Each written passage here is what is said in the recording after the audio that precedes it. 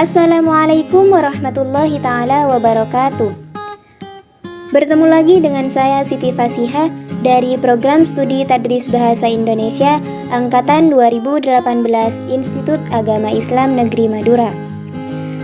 Pada kesempatan kali ini, kita akan mempelajari tentang unsur-unsur teks berita. Kita akan mengenal apa itu teks berita.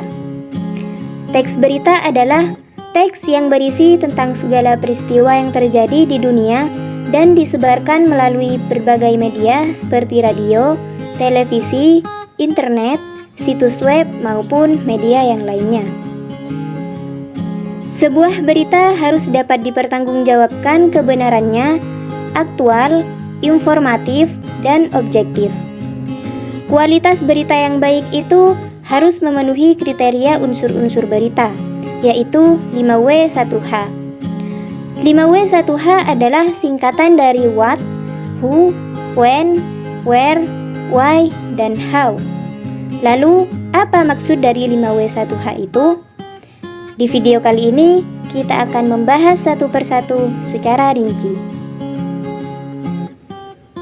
Unsur berita yang pertama adalah what atau apa. Unsur ini menjelaskan mengenai apa peristiwa yang terjadi. Peristiwa yang diberitakan pun harus sesuai fakta dan benar-benar terjadi tanpa boleh ditambahkan opini atau pendapat. Contohnya, topik sebuah berita yaitu banjir menggenangi 5 distrik dan menewaskan 16 orang. Selanjutnya, ada unsur who atau siapa. Unsur ini menjelaskan siapa saja yang terlibat dalam peristiwa yang diberitakan. Orang-orang atau pihak yang terlibat dalam berita harus diinformasikan dengan benar agar lebih jelas dan berita dapat dipahami. Contohnya, yang terlibat dalam sebuah peristiwa yaitu warga di 5 distrik di negara bagian Maharashtra. Berikutnya ada unsur when atau kapan. Unsur ini menjelaskan tentang kapan waktu terjadinya peristiwa yang sedang dibahas dalam berita.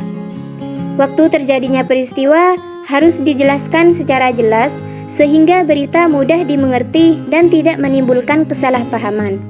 Contohnya, waktu terjadinya peristiwa tersebut Kamis 8 Agustus 2020. Unsur berita selanjutnya adalah where atau di mana. Unsur ini menjelaskan tempat terjadinya peristiwa di dalam berita tersebut. Hal ini penting agar pemirsa tahu lokasi kejadian peristiwa dan tidak salah dalam memastikan informasi yang diberitakan. Contohnya, tempat kejadian peristiwa tersebut adalah 5 distrik di negara bagian Maharashtra, India Barat. Selain itu juga ada unsur why atau mengapa. Unsur ini menjelaskan alasan kenapa peristiwa di dalam berita itu bisa terjadi. Selain itu, dibahas juga latar belakang dan alasan-alasan yang membuat peristiwa bisa terjadi sehingga pemirsa bisa tahu informasi lebih detail. Contohnya, penyebab peristiwa tersebut adalah karena sungai meluap akibat kebijakan membuat pintu bendungan yang terisi penuh. Unsur berita yang terakhir adalah how atau bagaimana. Unsur ini menjelaskan mengenai proses atau kronologis peristiwa. Artinya, diinformasikan juga runtutan kejadian dalam berita serta data-data lain dalam peristiwa sehingga informasi bisa tersaji dengan runtut dan lengkap.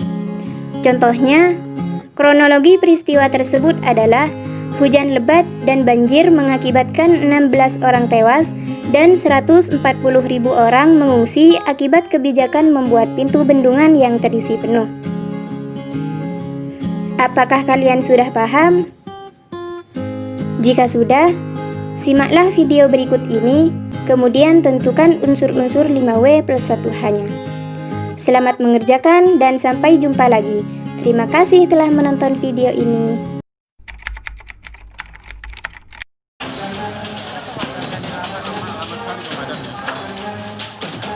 Kepulan asap hitam membumbung dari sebuah rumah permanen 2 lantai yang terletak di kawasan asrama polisi Lolong, Kecamatan Padang Barat, Kota Padang, Sabtu petang.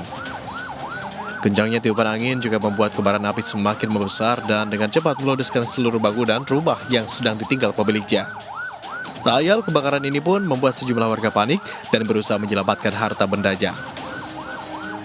Beruntung api dapat dipadamkan setelah 6 unit mobil pemadam kebakaran tiba di lokasi. Jadi rumah ini cukup besar, bertingkat, angin sangat kencang, sehingga rumah berlapis-lapis kita harus kirimkan yang 16 kubik. Apa kita tahu dari masyarakat bahwasanya ada kebakaran. Setelah ada membutuhkan merusuk ke dalamnya, ada spring bed, satu body spring bed dan terbakar. Dugaan sementara kebakaran ini berasal dari arus pendek listrik dari salah satu kamar tidur yang berada di lantai 2 rumah. Tidak ada korban jiwa dalam insiden ini, namun kerugian material ditaksir mencapai ratusan juta rupiah. Dari Padang, Sumatera Barat, Budi Sunandar, Anjus melaporkan.